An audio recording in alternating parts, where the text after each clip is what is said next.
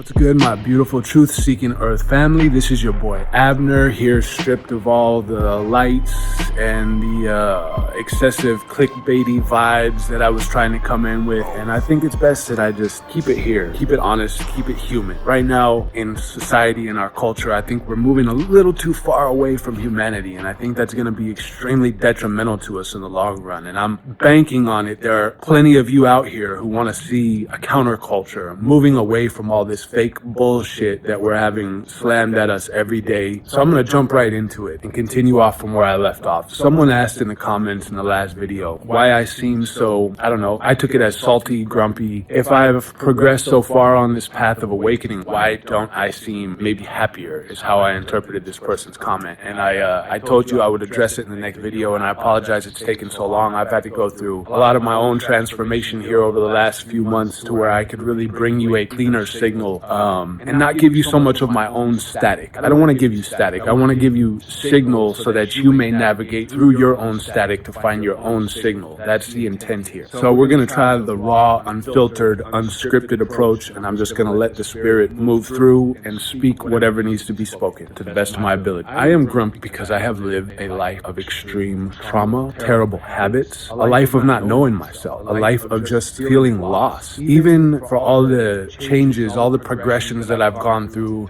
my different evolutions of my understanding of myself as a spiritual being. You know, I'm 41 years old now, and the older I get, the more I have sympathy for seekers on the path. I used to be angry because I would watch my brothers and sisters out here trying to walk their spiritual path, and I'd watch them almost every one of them fall short. But the older that I get, the more I understand why people fall short or they tuck tail, because this shit is hard. Now, to those of you who didn't have decades of toxic behavior programmed into you and it's not that difficult, hey, hat tip to you. There's no hatred here, but that's not really what I'm here for. I'm here for people who have been in the trenches of earthbound human consciousness for a long time and picked up some real shit patterns, and there's nobody really giving you solid methods on how to change that. And the more that I've tried to walk that same path that I'm here promoting, the more I see why people don't really want to do it, because it's so difficult. It is really playing the game of life on hard. Now, with that in mind, I also acknowledge that part of why it's been so difficult is because I believe it's difficult, but when you're stuck in that cycle and your own thoughts are working against you and your emotions are full of junk that you've collected throughout your years on this earth, that cycle can be incredibly difficult to break. And I honor you at whatever place you are in your journey, but if you've done some real shadow work, you know that shit can get really sticky really fast, and you don't exactly have a tribe or an entire culture to back you up to confirm your experiences, so there's an isolation that comes along with it, because you really don't know. It's between you and the spirit to understand if you're walking the correct path or not.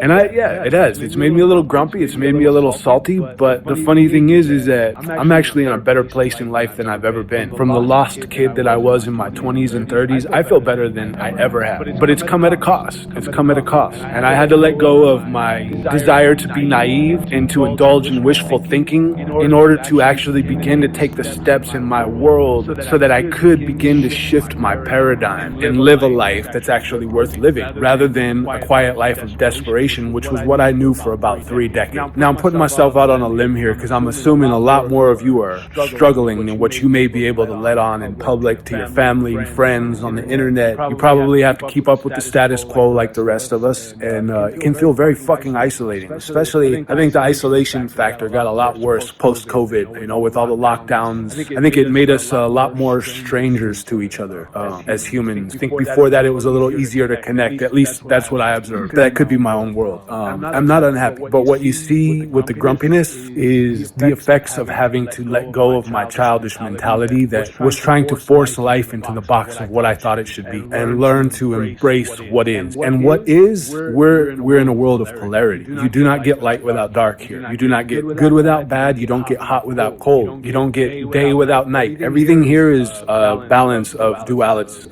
polar opposites, and learning to navigate those opposites. It is what will make the difference between whether on your path you succeed or if you succumb to the same pitfalls that you've probably seen others succumb to, or that maybe you yourself have succumbed to at other points. So I guess if there was any message to today's video that I could sum this up so it doesn't become an extremely long rant, is one of the first steps is you have to learn to embrace darkness in life. The darkness in yourself, your shadow. Now here's the tricky part. When you start to accept, acknowledge, and embrace darkness, it can be very seductive to want to drag you in. It can take you to some dark places. So you have to, that's where prayer comes in, and setting your intent that you will not succumb to that darkness and let it extinguish your light. But for today, I'm just going to give you that as some food for thought about the importance and necessity of embracing the darkness in life when you are walking a path that is in pursuit of light. And here's the kicker. The greater your light grows, the greater your light is allowed to shine forward, the more it will illuminate shadows in the world. It will make them present. It will make them obvious. So even as you begin to deal and illuminate the shadows within yourself, and your light grows and shines brighter, you will begin to see shadows manifest in the outer world that are stimulated to reveal themselves because of the light you are then carrying. So when you choose to walk a path where you pursue light, where you pursue wisdom, knowledge, understanding, understand that there is a pendulum swing that is going to bring other things into the equation that aren't so pretty. And if you have not prepped yourself to deal with those things, it's going to make you deviate from your path. So as we move forward, I'll share tips and tricks that I've learned along my way, but we kind of have to set a foundation, a philosophical foundation, before we can even get to where any of that stuff will matter, before meditation even matters, before learning how to pray even matters. Take a breath and just for at least a split second, acknowledge all that is, and don't try to make life fit into the box of your concepts. Because as you'll find, maybe you've already found, much of the sense that we have in this world of existing in some type of imprisonment, a lot of that, the warden for that prison is actually in our own thoughts in many cases. But once you accept darkness, you also have to choose to be responsible for your own state, because that darkness will try to lure you in and make you compromise yourself. And you have to have some significant strength and resolve and determination to not allow yourself to go down the easy road of succumbing to the seduction of darkness. Once you actually have to integrate that into your whole beingness, because you cannot become awakened if you live in denial. Those two do not go together. And I see a lot of people out here using spirituality as a form of escapism. It's not going to work. You're going to run out of road eventually. So hopefully this resonates with whoever it needs to. I feel a little naked doing it like this. No script, no lights,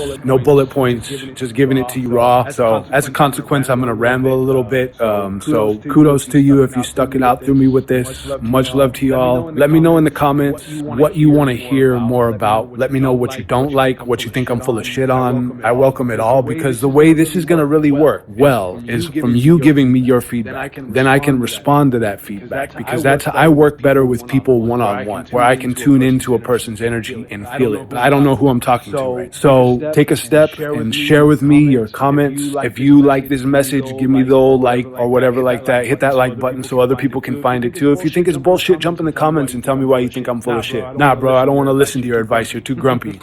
But I assure you, I'm in a much better place than I ever have been. Don't let the grumpy look on my face fool you. I'm living what used to be a dream. But as I awaken, I see how much more there is to go. So I honor you wherever you're at on your journey. Thank you for participating in this with me. I will bring you more as it comes. Help this to move forward by dropping your feedback, positive, negative, or indifferent, in the comments. I'll see y'all soon.